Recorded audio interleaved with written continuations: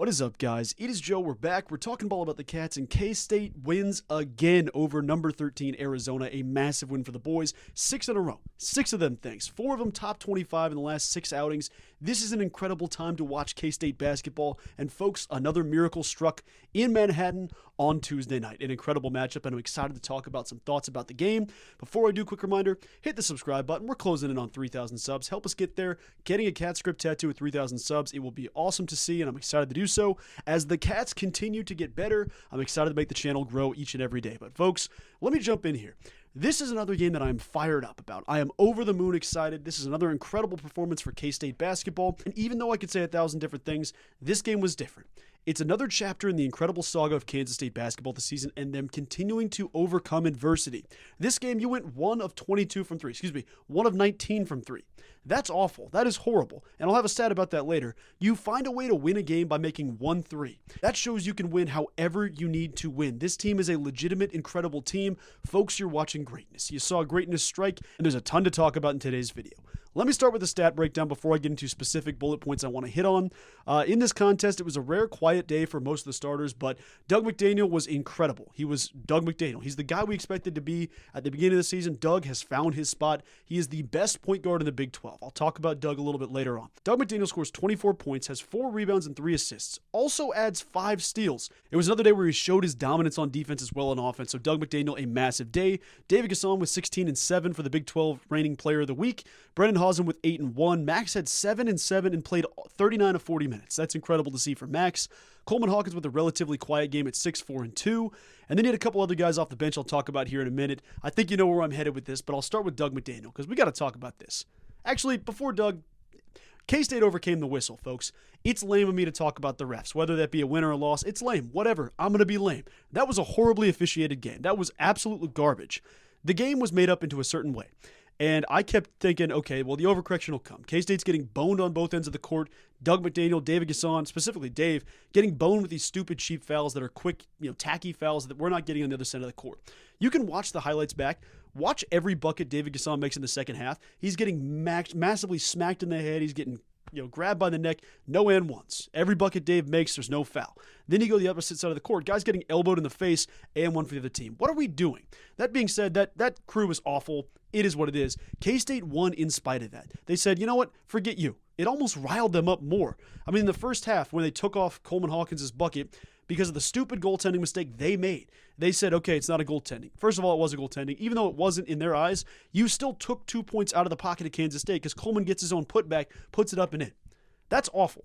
I mean, Coleman Hawkins was pissed off about that. Jerome Tang was pissed off about that. We as fans pissed off about that.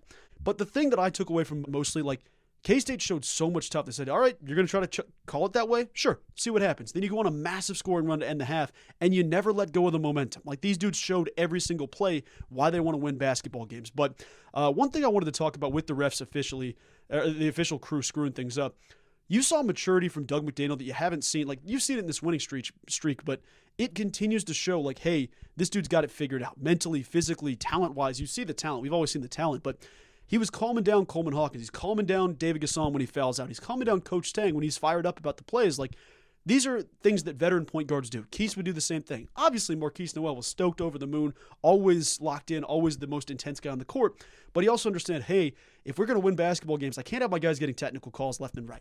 Coleman Hawkins was pissed off about that, had to separate Coleman a little bit. Same thing with Jerome Tang, was pissed off later in the game about a certain call that they didn't get, that, they definitely weren't getting the same way that Arizona was, but it didn't matter. Doug McDaniel saying, you know what, hey, I get it. They screwed up. Let's go take this thing back. And every single time when he walks into the locker room, whether it be a post-game dub celebration or something like that, he's just saying the same words. We ain't done. We ain't done yet. This team is not done. And it starts with Doug McDaniel. The dude has figured it out.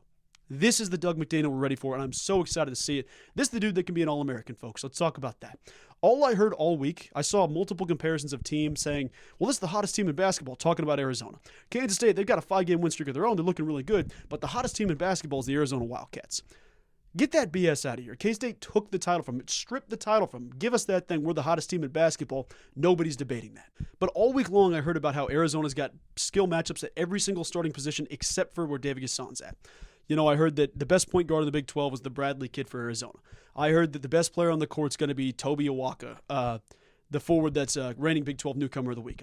I heard all week long about how K-State's outmatched. They're out this, they're out that. The head coach is better for Arizona. The defense is better for Arizona. The bench is better. Forget that. K-State said, okay, keep your stats, keep your guys, keep whatever.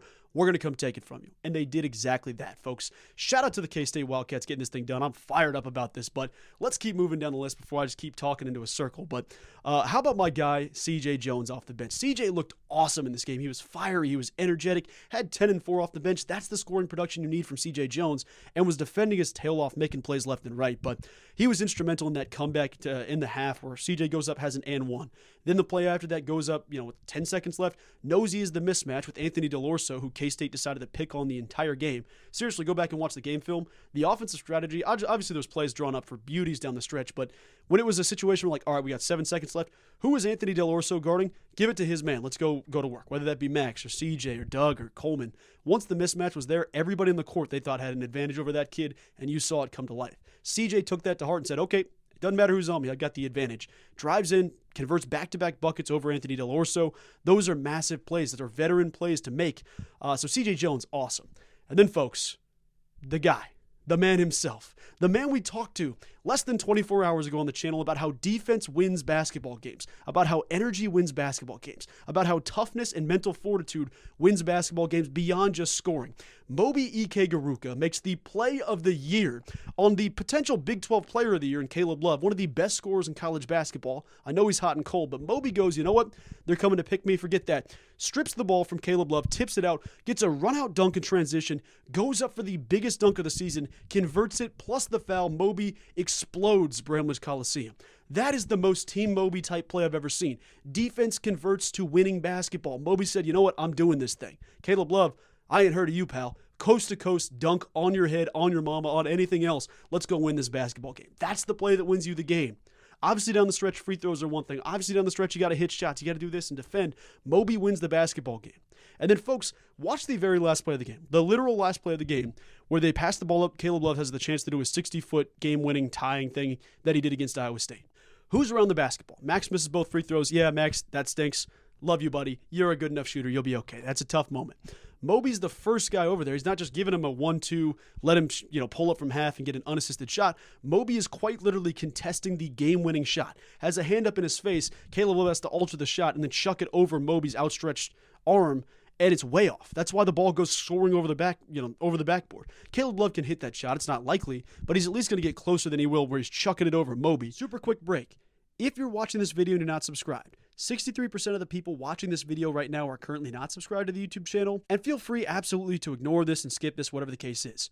But those of you that are watching right now and are unsubscribed, be sure and consider hitting that subscribe button if you love Kansas State, if you appreciate the channel. It's a great way to support me as I continue to grow on this journey, and it's also incredible to bring more K-State fans in like yourself on a consistent basis to see more of my K-State content. Once again, if you're in that 63% or if you're in the alternative in the 37%, I love and appreciate you. Back to the Cats. Moby affected the basketball game in massive ways.